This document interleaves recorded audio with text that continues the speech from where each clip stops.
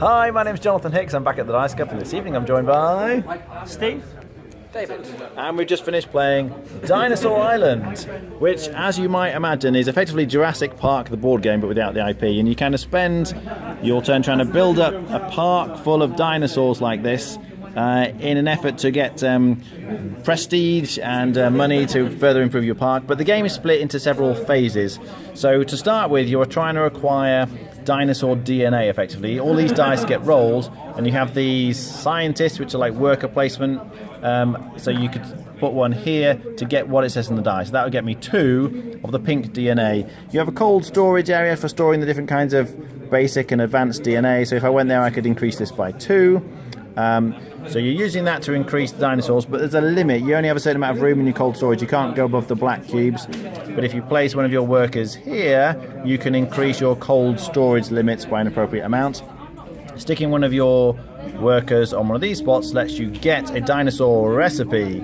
So this would be a Utah raptor, and you stick it in the appropriate place. Just need some free space on your board here, and then you're kind of ready. You've got your DNA, you've got the recipe, you're ready to make dinosaurs.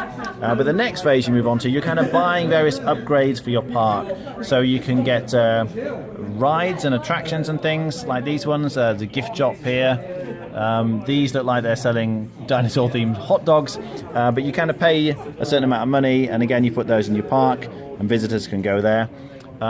Then you have various what are called lab upgrades, which again is like another worker placement stage here. So if you were to buy this one, it goes into this section here. You can see I've bought quite a few of these, and there's another worker placement which I'll talk about in just a second that happens a bit later. And then you can also buy specialists, which give you special abilities. So this lets you get extra visitors each round, and you kind of add them. There's a limit to how many specialists you can have here. And then you move on to the worker placement spot on your own personal board. So this is how, for instance, you could create a dinosaur. You'd put one of the guys on here, and that lets you create a dinosaur, but you have to spend the appropriate DNA. So this Utah raptor recipe that I just got requires a blue one, a purple one, and then a couple of these advanced ones, a red and yellow one. So you kind of reduce your cold storage levels by the appropriate amount, spend the DNA, and then you take a dinosaur and stick it in the paddock. Now there's only a certain amount of room here, so one of the things you might want to do is upgrade a paddock, for instance. And it usually costs money to upgrade the paddock, so you could get a 2 space paddock, would be 2 coins, or later on you could upgrade it to a 3 space paddock for 3 coins, but you just kind of replace it here, and then that means you can fit more dinosaurs in. You can see I've got quite a few Gigantosauruses over here. So there's various actions you're taking, but one key thing you want to do here as well is increase your security level, because each time you add a dinosaur, you see there's a couple of pips here, it increases your threat level, so that makes your threat level go up.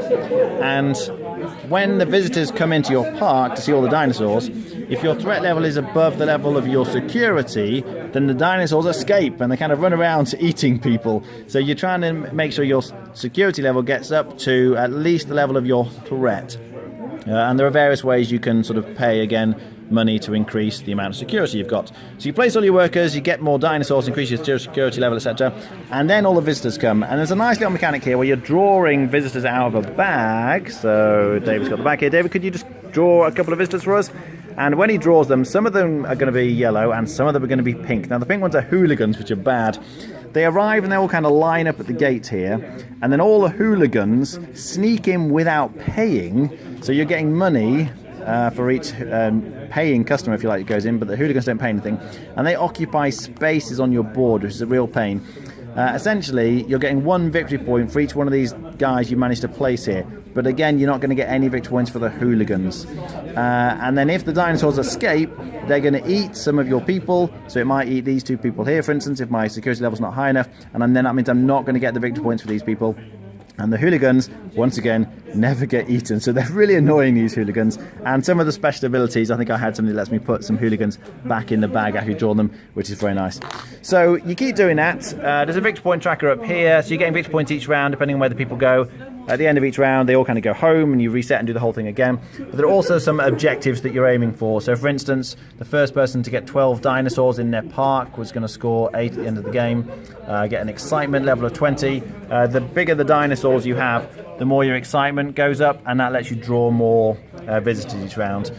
Try and get a certain number of the lab upgrades, etc. So there's various objectives that you're aiming for, and you score those at the end of the game.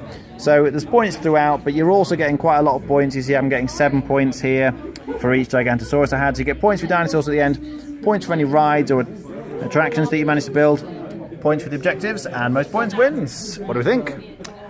It's okay. I would say it's not the most original gameplay-wise, but good theme and good style. So if you really like dinosaurs or the look, definitely a good game. But yeah, mechanic-wise, seen it a lot of times before. Okay, David? Yeah, as ever, I'm pretty happy with most games, and this one's fine. It's worker placement, which I like. With some fun little, you have like different steps of worker placement as well, which is quite interesting. Yeah, it's good fun. Rating? Yeah, it's good. Okay. 7 if you like the theme, out of 10. Okay. I really enjoyed it. Steve's right, there is nothing really very original here. I have seen it all before, and there's a lot of it. It's quite strange having the 2 distinct separate worker placement phases, so once to get the DNA and then you get your own personal worker placement board. But I liked all the stuff they put together, and the dinosaurs theme's great, really.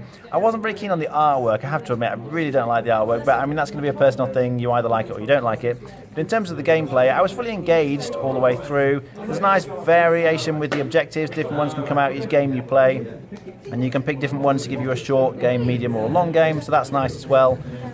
So yeah, I was very happy. I really enjoyed it. I think I'd give it an 8 out of 10 myself.